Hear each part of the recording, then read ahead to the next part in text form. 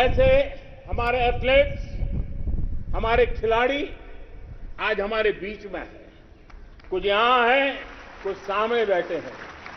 मैं आज देशवासियों को, यहां मौजूद है उनको भी, और हिंदुस्तान के कोने कोने में जो इस समारोह में मौजूद है, उन सबको मैं कहता हूं कि हमारे खिलाड़ियों के सम्मान में आइए कुछ पल तालियां बजा करके उनका सम्मान करें।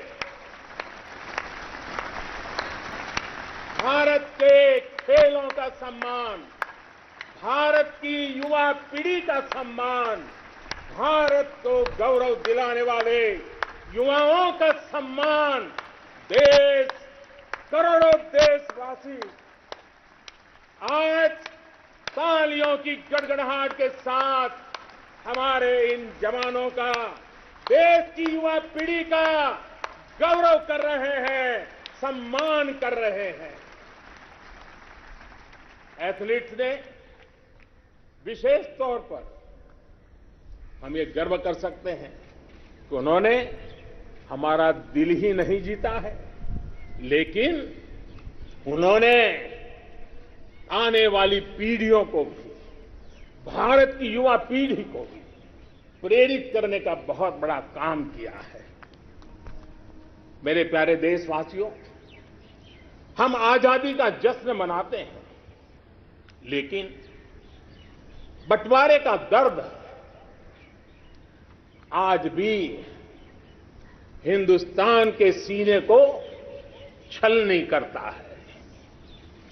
ये पिछली शताब्दी की सबसे बड़ी त्रासदी में से एक थी। आजादी के बाद इन लोगों को बहुत ही जल्द भुला दिया गया। कल ही भारत ने एक भावुक निर्णय लिया है। अब से हर वर्ष 14 अगस्त को विभाजन विभीषिका स्मृति दिवस के रूप में याद किया जाएगा। जो लोग विभाजन के समय अमानवीय हालात से गुजरे, जिन्होंने अत्याचार सहे, जिन्हें सम्मान के साथ अंतिम संस्कार तक नसीब नहीं हुआ, उन लोगों का हमारी स्मृतियों में जीवित रहना भी उतना ही जरूरी है। आजादी के 75वें दिवस, स्वतंत्रता के दिवस पर विभाजन विभीषिका स्मृति दिवस का तय होना ऐसे लोगों को हर भारतवासी की तरफ से आदरपूर्वक श्रद्धांजलि है। मेरे प्यारे देशवासियों, प्रगति पथ पर बढ़ रहे हमारे देश के सामने और विश्व में पूरी मानव जात के सामने कोरोना का ये कालखंड बहुत बड़ी चुनौती के रूप में आया है। भारतवासियों ने बहुत संयम, बहुत धैर्य इसके साथ इस लड़ाई को लड़ा भी है। इस लड़ाई में हमारे सामने अनेक चुनौतियां थी, लेकिन हर क्षेत्र में हम देशवासियों ने असाधारण गति से काम किया है।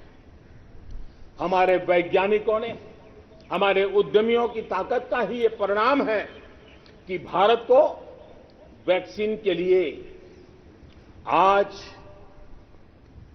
किसी और देश पर हमें निर्भर नहीं होना पड़ा। आप कल्पना कीजिए, पल भर सोचिए, अगर भारत के पास अपनी वैक्सीन नहीं होती तो क्या होता। पोलियो की वैक्सीन पाने में हमारे कितने साल बीत गए थे। इतने बड़े संकट में जब पूरी दुनिया में महामारी हो, तब हमें वैक्सीन कैसे मिलता। लेकिन भारत को शायद मिलता कि नहीं मिलता और कब मिलता, लेकिन आज गौरव से कह सकते हैं कि दुनिया का सबसे बड़ा वैक्सीनेशन प्रोग्राम हमारे देश में चल रहा है।